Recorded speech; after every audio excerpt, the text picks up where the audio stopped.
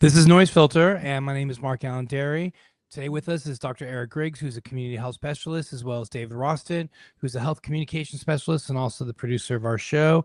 And we are going to jump right into it, where we are going to be talking about measles in New Orleans. New Orleans is near and dear to our hearts. We all met in New Orleans, and right now, Eric and I live in New Orleans. So on April 19th, Eric, as I'm sure you know, the Louisiana Department of Health confirmed the first case of the year in an adult resident of Orleans Parish. This case is linked to an international travel, and as no surprise, the patient was not vaccinated against measles. The individual who tested positive is currently in isolation in one of our local hospitals and has received treatment here in New Orleans. Fortunately, they did not require hospitalization and will remain in isolation until they're no longer infectious. To protect the patient's privacy, no further identifying information will be released. Eric, thoughts? Yeah, so none of this is surprising in light of what's been taking place in the last few months. We know that last time that we reported, there were like 752 cases over in the last few weeks, and that's double. It's more than half. I'm sorry, it's more than half, halfway to what was seen last year. This isn't the first time that we've seen measles in New Orleans. The last time was, I think, was February of 2019, and it happened to be two kids that had done international or out of state travel, and they were not vaccinated. Yeah, this is not a surprise to me as well. I mean, we've seen current measles outbreak that started in Texas. It migrated over to New Mexico. And Eric and I know that on our regular radio show, we've been just waiting until it actually hit here in Orleans Parish or Louisiana. I just didn't think it was going to hit so close. What's interesting for me also is just trying to kind of figure out where this individual went. Obviously, this is information we're not going to hear for a long time, but we do know there are measles and there's outbreaks of measles throughout the world. So it's hard to kind of pinpoint it, but this does go to show. And before I toss to you, David, is that remember, this is one of the most, if not the most infectious agent to human beings. It has a reproductive rate of 18. In other words, one person can transmit to 18. Now, if this was somebody who was traveling and they picked it up with traveling, imagine the role of the contact tracers and the epidemiologists that have to go backwards to trace out exactly where this individual was. Imagine being the person that you just flew back. Let's say it was somewhere to London and then London to New Orleans. That leg of you just were in London visiting, and the next thing you know, you were sitting 3 seats behind the person who had measles. I mean, that's how easy it is for this virus to transmit and how difficult a job it is as a contact tracer. Yeah, but can we take it a step further, Dave, before David gets in? Imagine that you have to do this for everybody that was in the vicinity of the space you occupied for 2 hours. It can linger in the air for 2 hours. The respiratory droplets sit there. Can you imagine that contact tracing? No. Yeah, I mean, what's also important to think about is that, we're talking about measles in America, but this is a global health issue, right? Whether you mentioned it could be flying to London or flying to South America, and it's not just an American issue. I think it's important to talk about this. It's similar to what we saw in COVID. Everyone, infectious diseases infect everybody, especially when they're transmitted in this way, where you can pick it up, getting it in a plane, getting it in an elevator. And I think I just want to plant a seed there. And in a sense that, how this is not just affecting us in America, us in New Orleans or in Texas, but there's implications in Mexico and beyond. And I think it's important to remember that. But I want to point out something. I mentioned that it was 2019. Now, MarkAlain, you can help me here, the epidemiologist and infectious disease, the bug guy. We had all but eliminated measles until, was it 2019? 2020. 2020. Well, no, 2000. Eric, 2000. We in the country, we eliminated measles in 2000. Yeah, and then the wave of don't get vaccinated, it doesn't work. They restarted recirculating that paper that just has been proven false. I don't know how many times. So people started not getting vaccinated, and it came back. And it seems like we're going through the wave of it again. And we talked before how that tends to be the cycle of public health we do too well. We do so well that generationally they believe that the precautions we put in place don't work because they eliminate the dangers. Sometimes our success stories are the things that kind of bite us in the rear. We do such a good job eliminating things, people forget about it, and they never had to live that fear of our generation before us had to deal with polio. Polio is a tremendous disease that paralyzed and killed people. We've all seen pictures of iron lungs. Your diaphragm is paralyzed. You're not going to be able to breathe. Those iron lungs were doing the breathing for these children. We don't have to deal with any of that anymore. We don't have to worry about people not being able to walk. The whole March of Dimes, those kids that were that you always see with the crutches, that was all as a result of raising money for polio vaccine research, which we got to, right? We got to 2 great ones, and they do amazing jobs. And unfortunately, we're victims of our own success in public health, and that can be very, very problematic. But for us Dave, did you want to say something, or were you?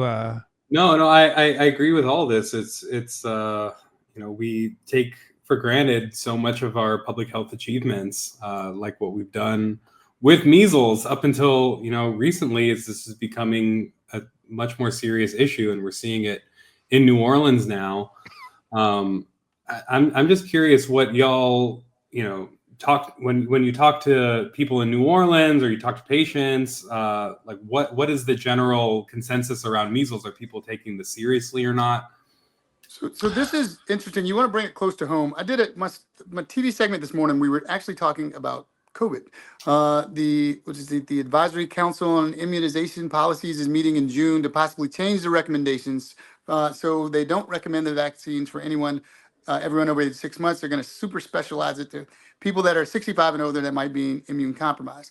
The problem is exactly what we're seeing here that's happened in public health. If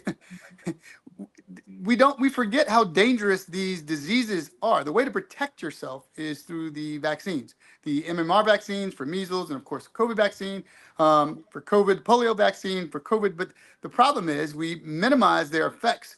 And what happens is it gets into a situation where nobody believes it's necessary. And here we are. MarkAlain, on other interviews we've done, I hope that you will beautifully explain again how dangerous measles. It's more than just a rash, right?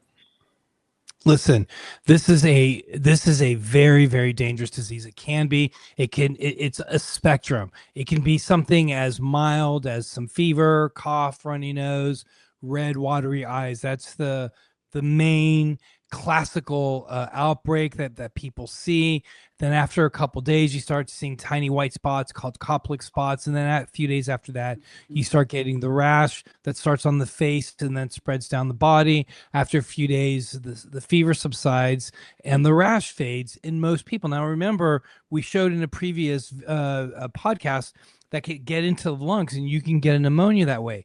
But remember, viruses embed themselves sometimes permanently into our DNA. And so this virus can come out later in life, maybe 10 years later, and causing inflammation of the brain called encephalitis. And in some cases, and we're going to have a better idea about this, we went into this in some detail in our previous podcast, but you can get something called subacute panencephalitis. Sorry, subacute sclerosing panencephalitis. Sclerosing panencephalitis. Sorry, what does all that mean? That means that it takes a long time for it to show up. It affects the whole brain and it scars the brain. So essentially what the measles virus does is it can scar the brain. And so one day your 12-year-old is doing well, in school plays, academically performing well, playing baseball, everything is going great. And then just all of a sudden the child starts to slump over, has no control of their bodily functions, their ability to stand. They're in the hospital, and they and 100% of the cases they die. So this could be a very, very deadly disease if not taken seriously. So please, it's not just a rash and fever. It's a rash and fever that could come with some very deadly complications. Go ahead, Eric. But wait, there's more. Can you talk about the amnesia, the Oh immunological yeah. amnesia? Yes, Whoa! Before we even get to that. as we're rounding third base, the other thing that I always forget to talk about it, and I shouldn't, and thank you for reminding me, the virus also has the ability to basically wipe out your previous immune system. So let's say you were immunized for polio, or you had a fever and cough from from a previous coronavirus or a rhinovirus or just whatever the case may be, and you developed immunity for that. Boom, wipes away all the previous vaccines that you had. Wipe away. So as we're approaching home, Cassandra moment. Eric, are we going to see more measles in Orleans Parish? Yes. I agree 100%. Dave, thoughts? Yeah, I mean, I think it's important now more than ever, as we're seeing the rapid rate of measles like hitting the US, is that if you have friends that are having kids or that are pregnant, or where it's time to have these serious talks of people that are skeptical, and we'll talk about that in a future video. It's really important to have these conversations and make sure that people are vaccinated. And MarkAlain, the question that we get asked all the time, does the protection wane? Should we as adults that have been vaccinated, should we be talking to our doctors about titers? What's your thoughts? So real quickly, Titers or levels? Titers to levels of antibodies. So what Eric is talking about is if you were vaccinated as a child, you probably got 2 vaccines, you're about 95 to 98% protected. As we age, we can lose immunity. For the measles, not really. You should be fine. But if you are concerned, you can't go to your doctors. Either one, they'll just give you another MMR vaccine, or 2, they'll check a titer. And if your titers are low, I have an autoimmune disorder. My titers were low when I checked. And so I just got a new MMR vaccine last year. So one or the other. I'm also, if you come in my office and you want an MMR vaccine, What is I'll just give it MMR? to you. MMR MMR is measles, who's mumps, that? rubella. Oh, The MMR vaccine. So as we are approaching home, thank you guys for tuning in. Thank you for DocWire News. Please subscribe and like this channel and leave a comment because it helps us with the algorithm. We'll see you guys later. Yeah, follow us on social media as well. Noise Filter Show. Check us out, noisefiltershow.com. yeah, what they said. Yeah. All right, thanks, y'all.